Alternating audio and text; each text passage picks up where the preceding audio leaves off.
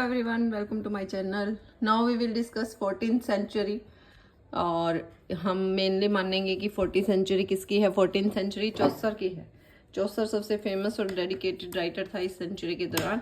और जब वो बॉर्न हुआ 1340 में, क्या चल रहा था 1400 तक, क्या चल रहा था 100 ईयर्स वॉर चल रहा था, जो कि हम पहले कर चुके हैं। 100 ईयर्स वॉर जो है 1337 से शुरू हुआ था, 1453 तक चल रहा था। मीन्स 37 में जब शुरू हुआ, उसके 3 साल बाद 1340 में चौसर का बॉर्न हुआ था और 1400 तक वो जिए थे। इनकी डेथ के बारे में भी बताऊं, इनकी डेथ भी मिस्टीरियस है। ऐसा माना जाता है कि किसी ने इनको मर्डर कर दिया था। एक और चीज़ इनके बारे में बताऊं कि इनको कहाँ दफनाया गया था। वेस्टर्न एबे में दफनाया गया था। ये पहले पोइट थे जिनको वेस्टर्न एबे में दफनाया गया था। और क्या चल रहा था इनके समय में? ब्लैक डेथ यानी कि प्लेग चल रहा था 1348 से 76 तक। इकोनॉमिक्स ट्रबल चल रही थी। अब इतना कुछ चल रहा है तो कुछ ना कुछ फाइनेंशियली तो इफेक्ट होगा ही। तो फाइनेंशियली काफ़ी इफेक्टेड था।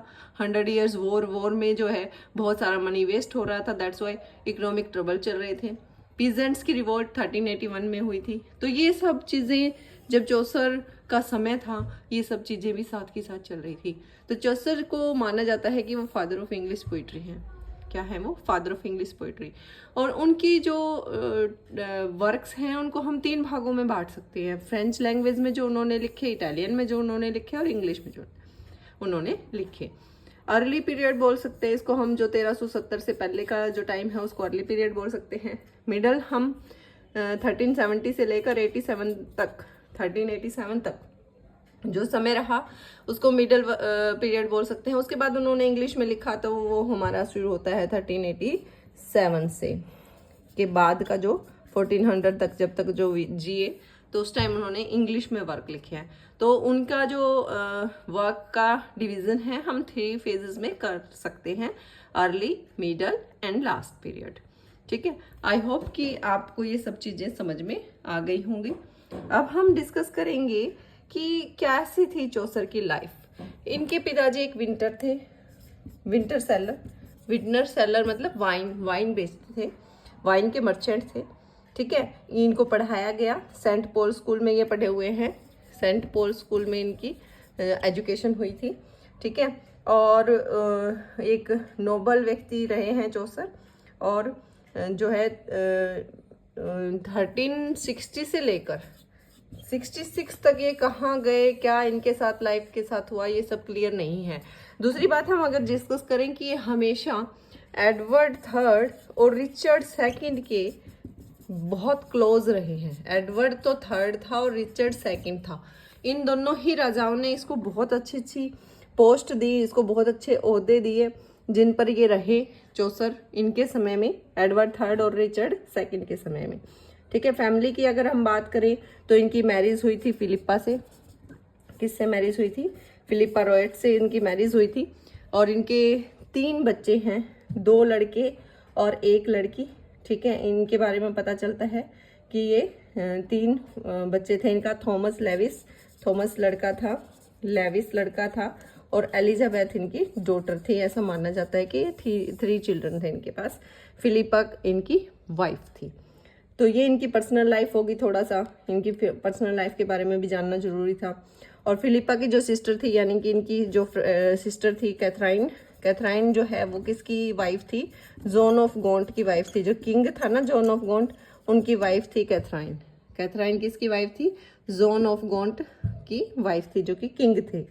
ठीक है, और ये जो चौसर हैं ये किस किस के इन्फ्लुएंस में आए? दांते से मिले, बोकासियो से मिले। ठीक है, जब इनको एक्सपेडिशन पे भेजा गया था, एडवर्ड थर्ड ने इनको भेजा था एक मिशन पे। फ्रांस और गेंटा और फ्लोरेंस ये गए थे। ठीक है, वहाँ पर ये दांते, बोकासियो और फ्रोसियार्ड से मिलकर आए। और ये मतलब उनका एक बहुत, इन्होंने इनसे इन्फ्लुएंस हुए, कुछ सीखा। जैसे कि हमने पढ़ा था बोकासियो के वर्क से चौसर ने कैंटरबरी टेल्स में भी मतलब इंस्पायर हुए। और ट्रेलिस एंड क्रेसिडे जो हमने पिछले वीडियो में पढ़ा है, उसमें भी बोकासियो के वर्क से वो काफ़ी इन्फ्लुएंस्ड हुए। ठीक है, ये होगा थोड़ा सा उनका कैरियर के बारे में। इसके अलावा कैरियर में अगर हम बात करें तो चौसर जो है उनको लंदन के कस्टम्स का कॉम्प्ट्रोलर बना दिया गया था 1374 में। और 1386 में रिचर्ड सेकंड ने रिचर्ड सेकंड ने उनको मेंबर ऑफ पार्लियामेंट बना दिया था, मेंबर ऑफ पार्लियामेंट बना दिया था, ठीक है, चौसर को। ये इनके कैरियर के बारे में कुछ था। और इनकी डेथ हो गई थी 1400 में। और इसके अब वर्क्स की हम बात करेंगे। वर्क्स जो अर्ली पीरियड्स की बात करें तो अर्ली में अगर हम लें तो रोमन डी ला रोज को हम ले सकते हैं, रोमन डी ला रोज। और सेकंड हम कौन सी बुक ले सकते हैं, बुक ऑफ डचेस।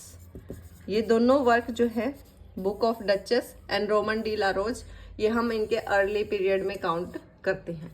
उसके बाद जब मिडल पीरियड आता है तो मिडल पीरियड में उन्होंने हाउस ऑफ फेम लिखा, हाउस ऑफ फेम इन्होंने लिखा, फेमस वर्क है। पार्लियामेंट ऑफ फाउल्स लिखा, ठीक है, पार्लियामेंट ऑफ फाउल्स इन्होंने लिखा। ये भी कौन से पीरियड में है, मिडल पीरियड में।